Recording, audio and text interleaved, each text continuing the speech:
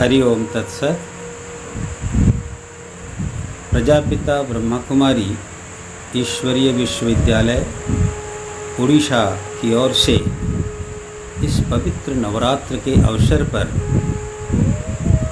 विकारों पर विजय इस विषय पर यह जो गोष्ठी, यह जो चर्चा का शुभारंभ किया गया है, यह बहुत ही उत्तम प्रयास है और एतदर्थ मैं आप सबको बहुत बहुत शुभकामनाएं एवं बधाई देता हूँ। और भगवती दुर्गा से हमारी प्रार्थना भी है कि विश्व में आज जो भय का वातावरण है यह शांत हो, सभी निर्भय हो। आपने विकारों पर विजय विषय पर यह जो चर्चा रखी है, ये वस्तुतः बहुत ही चिंतनीय विषय है, क्योंकि हम यह सुंदर मनुष्य शरीर जो प्राप्त किए हैं, यह विकारवान होने के लिए नहीं अपितु निर्विकार होने के लिए और निर्विकार स्थिति को प्राप्त करने के लिए ही ये दुर्लभ मनुष्य जन्म हमको मिला है। अभी हम अंजलि जी से सुन रहे थे, बहुत ही सुंदर उन्होंने कहा। और आज का ये जो विषय है भय पर विजय, ये सबके लिए बहुत ही प्रासंगिक विषय है। इसको सबको जानना चाहिए, सुनना चाहिए और भयमुक्त होने के लिए निरंतर प्रयास भी करना चाहिए। तो सबसे पहले हम जानें कि भय क्या है, उसके बाद जानें भय होता क्यों है, उसके बाद जानें कि उसका हम निवारण कैसे करें और कैसे हम भयमुक्त जीवन जी करके इस संसार में आनंद पूर्वक रहें। पहली बात, ये जो भय है ये प्रत्येक जीव की जन्मजात एक प्रवृत्ति है। भय जब हम पैदा हुए तभी से हमारे साथ है, इसलिए ऐसा नहीं सोचें कि हम भय से बिल्कुल मुक्त हो जाएंगे। भय मनुष्यों में, पशुओं में, संसार के सभी प्राणियों में स्वाभाविक रूप से स्थित है और इस भय से मुक्त होने का प्रयास मनुष्य ही केवल करता है। बाकी प्राणी भयभीत होते हैं, लेकिन भय से मुक्त होने के लिए उनके पास कोई विशेष ज्ञान और विशेष उपाय नहीं होते। इसलिए हम जानें इस भय को। भय का मतलब डर, भय का मतलब खौफ, भय का मतलब इंग्लिश में फियर बोलते हैं, फोबिया बोलते हैं। ये भय हमारे साथ ही आया है, लेकिन ये प्रभाव वहीं डालता है जहां व्यक्ति का मन कमजोर होता है और जिसके अंदर आत्मविश्वास की कमी होती है। हमें ये अच्छी तरह से जानना होगा कि भय हमारे अंदर जो षड रिपु हैं, काम, क्रोध, लोभ, मोह, मद, मत्सर से लेकर के जितनी भी चीज़ें हैं, इन सब के साथ ये जुड़ा हुआ है। कामी व्यक्ति भी भयालु होता है, क्रोधी व्यक्ति भी भयालु होता है, लोभी, दंभी, जितने भी हैं, भय सबके अंदर है। तो हम इससे मुक्त कैसे हैं? देखो, हमारे शास्त्रों में भय का ये जो विवेचन है, ये बहुत प्राचीन वैदिक युग से किया गया है। उपनिषद कहते हैं द्वितीयाद वै भयम भवति। जब व्यक्ति को अपने आत्मा से किसी और की उपस्थिति का भान होता है तो व्यक्ति भयभीत होता है। श्रीमद् भागवत में महर्षि वेदव्यास ने एक बहुत अच्छी बात कही है, भयम द्वितीया विनिवेशत स्यात्। द्वितीय के अभिनिवेश, द्वितीय की उपस्थिति से हमें भय होता है। लेकिन मैं स्पष्ट कर देना चाहूँगा कि ये समस्त प्रकार के भय का कारण है अज्ञान। व्यक्ति अज्ञान में ही भयभीत होता है। जिसको ज्ञान होता है वहाँ भय नहीं होता, क्योंकि ज्ञानवान सर्वत्र अपने ही आत्मस्वरूप को सर्वत्र देखता है। जैसे अंजलि जी अभी बता रही थी, बहुत अच्छी बात कही कि माउंट आबू में कभी कभी ध्यान करते वक्त अगर कोई हिंसक पशु भी आ जाए तो ध्यान करने वाले व्यक्ति भयभीत नहीं होते और वह हिंसक पशु भी उनके साथ किसी भी प्रकार का हिंसक कार्य नहीं करता। इसका कारण क्या है? इसका कारण है, एक बहुत अच्छी बात महर्षि पतंजलि ने कही है अपने योग सूत्र में, अहिंसा प्रतिष्ठायाम तत्सन्निधौ वैरत्यागः। जो कोई भी व्यक्ति अहिंसा में प्रतिष्ठित हो जाता है, माने जिसके मन में दूसरों के प्रति हिंसा नहीं है, उस व्यक्ति के पास आने के बाद हिंसक प्राणी भी अपनी प्रवृत्ति को छोड़ देते हैं। और इसके एक नहीं हजारों उदाहरण हमारे पुराण शास्त्रों में और आपके और हमारे व्यावहारिक जीवन में भी देखने को मिलते हैं। आपने एक चीज जरूर मार्क किया होगा, आप सांप को देखते हैं तो भयभीत हो जाते हैं, और जब भय के साथ उस सांप को आप देखते हैं तो वह सांप भी पलटकर आपको भयभीत होकर देखता है, और आप उसके प्रति जब प्रहार करने का अथवा अन्य किसी प्रकार का कार्य करने के लिए प्रवृत्त होते हैं, वह भी अपने आप को बचाने के लिए भय से वह आप पर चोट करने का प्रयास करता है। ये सब भय का कारण है, इससे हमें बचना है। देखिए, भय के बहुत सारे प्रकार हैं, लेकिन मुख्यतः मैंने कहा अज्ञान। अज्ञान का प्रतीक है अंधकार। अंधकार से व्यक्ति को भय होता है। बहुत प्रकार के भय हैं। ये तो विषय इतना बड़ा है कि इसकी विवेचना हम करें तो पूरी साइकोलॉजी आ जाएगी, क्योंकि पूरा मनस्तात्विक विषय है भय। भय का स्थान होता है मन। मन ही जब कमज़ोर होता है या मन ही जब किसी चीज़ को नहीं समझता है तो अंदर से एक प्रवृत्ति पैदा होती है भय की, और भयभीत व्यक्ति के अंदर फिर कांपने का, हिलने का, डरने का, रोमांचित होने का, स्वेदग्रस्त होने का, या नाना प्रकार के लक्षण पैदा होते हैं। भय मानसिक कमजोरी का परिणाम भी है, और भय को आज आधुनिक जगत में मनस्तात्विक एक बीमारी भी हम कह सकते हैं। लेकिन मैं यहाँ भय को बीमारी के रूप में ना कह करके केवल अज्ञान का कारण इसलिए कह रहा हूँ, क्योंकि आपको अगर ज्ञान है कि आप स्वयं आत्मस्वरूप हैं और आपकी आत्मा का ही प्रतिबिंब सारी दुनिया में व्याप्त हैं, तो आपको किसी से भय नहीं होगा। आप देखिए, अपने से दूसरे को जब भी आप देखते हैं, अगर प्रेम भरी दृष्टि से देखें तो आपको भय नहीं होगा, मगर उसके प्रति अगर संदेह करते हैं तो हो सकता है आपके अंदर भय है। और भयालु व्यक्ति संशयी होता है, संदेही होता है। इसलिए कई तरह के अज्ञात भय और ज्ञात भय। जैसे अज्ञात भय, किसी ने भूत को नहीं देखा, लेकिन यदि किसी ने बोल दिया कि उस पेड़ के नीचे भूत रहता है तो व्यक्ति वहाँ जाने से डरता है। भूत देखा हुआ विषय नहीं है।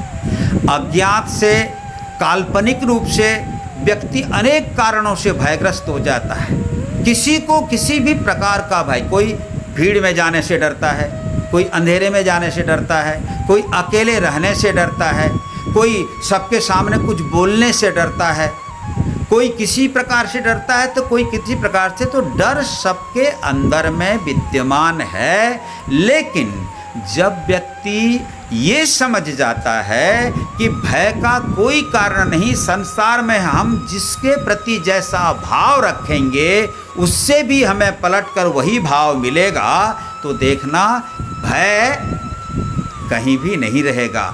आपने देखा होगा, अप्रत्यक्ष भय तो होता है, लेकिन प्रत्यक्ष में आपके सामने अगर शेर खड़ा हो जाए तो आप भयभीत हो जाएंगे। लेकिन आप तो ये भी देखे होंगे कि बहुत सारे लोग शेर को भी पालतू बना लेते हैं, वो उससे डरते नहीं हैं। इसका मतलब अगर आप उस शेर को भी प्रेम दें, वह भी आपके लिए भय का कारण नहीं बनेगा। संसार में जितने भी भयप्रद व्यक्ति एवं वस्तु हैं, वे सारे इसीलिए भय के कारण बनते हैं कि हम उनके प्रति सकारात्मक दृष्टिकोण नहीं रखते। हमारे शास्त्र कहते हैं, हमारे संत कहते हैं, अगर दुनिया अपने प्रति और अपनों के प्रति अर्थात संसार के प्रति और स्वयं के प्रति अगर आप सकारात्मक दृष्टिकोण रखेंगे तो भय से निश्चित रूप से आप मुक्त हो सकते हैं। भय मन में एक नेगेटिव विचारधारा का कारण है।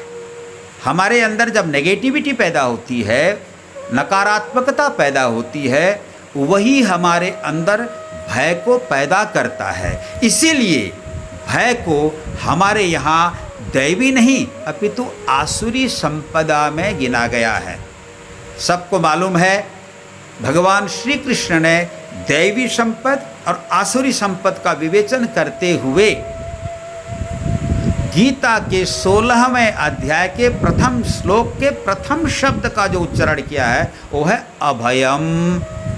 अभयम शब्द है, अभयम सत्व संशुद्धि। अभय, अभय दैवी संपदा है और भय आसुरी संपदा है। और ये दोनों चीज़ें, देवता भी हमारे अंदर हैं, दैवी गुण भी हमारे अंदर हैं और आसुरी गुण भी हमारे अंदर है। नकारात्मकता आसुरी गुण है और सकारात्मकता दैवी गुण है। जो व्यक्ति सकारात्मक ढंग से जीवन जीता है वह निश्चित रूप से अभय को प्राप्त करता है, अर्थात उसके अंदर में किसी भी प्रकार का भय न किसी व्यक्ति से होता है, न किसी वस्तु से होता है, न किसी देश काल या परिस्थिति से होता है। लेकिन अगर आप में नकारात्मकता है तो आप देश से माने स्थान से भी डरेंगे, समय से। बहुत लोगों को वर्तमान का भय होता है, बहुत लोगों को भविष्य की चिंता में भय हो जाता है, बहुत लोग अपनी अतीत के कारनामों को याद करके भी भयग्रस्त रहते हैं। तो कहने का मतलब ये है कि हमारे व्यक्तित्व में भय तो विभिन्न रूपों में व्याप्त है, लेकिन उस भय को अगर दूर करना है, जिसका जो विषय आज है भय पर विजय, तो हम क्या करें? देखिए, भय मन की कमजोरी का, आत्मविश्वास की कमी का माने अवसर पाकर के हमारे अंदर में प्रकट होता है। भय है हमारे अंदर, मगर अगर हमारे पास आत्मविश्वास भरपूर है तो भय हमें भयाक्रांत नहीं कर सकता। इसलिए हमें क्या करना चाहिए? पहले भय के निवारण का उपाय मैं बता रहा हूँ। पहले शरीर को स्वस्थ रखना चाहिए। शरीर माध्यम खलु धर्म साधनम। शरीर ही समस्त धर्मों का साधन, समस्त धर्मों का अर्थात समस्त कर्मों को करने का कारण है। अगर हमारा शरीर स्वस्थ रहे तो मन स्वस्थ रहेगा, मन बलशाली होगा। शरीर और मन अगर बलशाली होंगे तो हमें भय प्रभावित नहीं कर सकता और हम भयमुक्त रह करके आनंदमय जीवन जी सकते हैं। इसीलिए मेरा ये सुझाव रहेगा कि भय को अगर विजय प्राप्त करना है तो हम शरीर के लिए साधना करें, हम प्राणों को प्रबल बनाएं। जिसका प्राण प्रबल होता है वह भयभीत कभी नहीं होता। जो शक्तिशाली होता है वो भयभीत नहीं होता। शरीर, मन, प्राण की कमजोरी से भय हम पर हावी होता है। इसलिए ध्यान एक सशक्त माध्यम है भय को दूर करने के लिए। प्राणायाम एक सशक्त माध्यम है भय को दूर करने के लिए और सकारात्मक विचार एक सशक्त माध्यम है भय को दूर करने के लिए। हम सकारात्मकता अपने अंदर में कैसे लाएं? आध्यात्मिक सोच से। अभी जैसे बहन कह रही थी अंजलि जी कि हम आत्मा हैं। आप जब शरीर को मैं हूँ ऐसा मानेंगे तो आपको मृत्यु का भय बराबर सताता रहेगा। और संसार में सबसे बड़ा भय मृत्यु का ही भय माना जाता है। जिस कोरोना के संबंध में चर्चा अभी हो रही थी, आज सारा संसार इस कोरोना को लेकर के ही भयग्रस्त है। क्यों? कोरोना आ जाए तो मर जाएगा। क्यों मरेगा भाई? अगर आप सोच लो, न जायते म्रियते वा कदाचित नायं भूत्वा भविता वा न भूयः अजो नित्यः शाश्वतोऽयं पुराणो न हन्यते हन्यमाने शरीरे। हन्यमाने शरीरे न हन्यते। मरने वाला इस मरण धर्मा शरीर में भी हमारी आत्मा अमर है। मैं अजर हूँ, अमर हूँ, अविनाशी हूँ, मैं सदा हूँ, सदा रहूँगा, सदा था। अगर इस भावना में आप जिएंगे तो भय कभी भी आपको पराभूत नहीं कर सकता, पराजित नहीं कर सकता। इसीलिए भय से मुक्ति पाना है तो पहले ये जाने कि मैं शरीर नहीं आत्मा हूँ। और दूसरी चीज, इस भावना को दृढ़ करते हुए अपने आत्मविश्वास को बढ़ाएं और उसके साथ साथ ये भी जानें कि हम सबका रखवाला परमात्मा है। आप सब जानते हैं, बहुत प्रसिद्ध दोहा है, जाको राखे साइया मार सके ना कोई, बाल न बांका करी सके जो जग बैरी होए। अरे भाई, आपके साथ जो होना है वो हो करके रहेगा। अगर हो करके रहेगा तो चिंता क्यों है?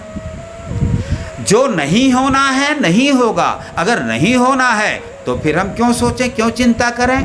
तो इस चिंता से मुक्त होना है और हमें अपने अंदर ईश्वर विश्वास को दृढ़ करना है और आत्मविश्वास को दृढ़ करना है। तभी हम भय से मुक्ति पा सकेंगे और भय पर विजय प्राप्त कर सकेंगे। विजय प्राप्त करने का मतलब भय जाएगा तो नहीं अंदर से, लेकिन भय को अपने नियंत्रण में रखना है। और ध्यान रहे, ये भय हर हमेशा भयंकर नहीं होता। भय के भी कुछ सकारात्मक पक्ष हैं। जैसे कोई व्यक्ति अगर पाप से भय करता है तो गलत कार्य नहीं करेगा। ऐसे में पाप से भय एक अनुकूल भय है, सकारात्मक भय है।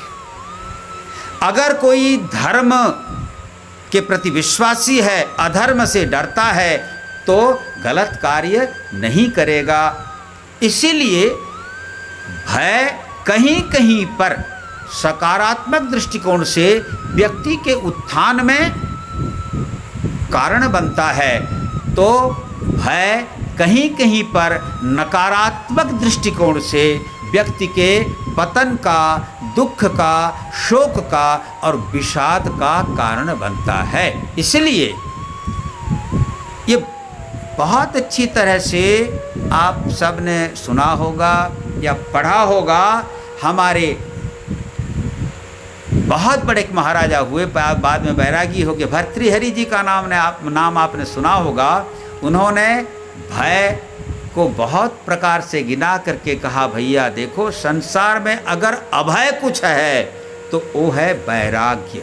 वैराग्य मतलब किसी के भी प्रति अति आसक्त न होना। आप याद रखें, जिसके प्रति भी आप अति मात्रा में आसक्त होते हैं वही आपके दुख और भय का कारण बनता है। अगर किसी को भोग में आसक्ति है तो उससे रोग का भय हो जाता है। भोगे रोग भयम, भोग में रोग का भय है। कुले च्युति भयम, कोई उत्तम कुल का व्यक्ति है तो उसके पतन, उसको अपने पतन का भय रहता है, डर रहता है। धने वित्ते नृपालाद भयम, अगर आपके पास धन है, पहले ज़माने में राजा लोग लूट ले लेते थे। आजकल मान लो धन है आपके पास तो कहीं मेरा अधिक से अधिक धन इनकम टैक्स वाले न ले जाए, कहीं कोई चोरी करके न ले जाए। इस प्रकार धन है तो धन का भय होता है। अगर आप गुणी हैं तो दुष्ट लोगों से आपका भय रहेगा।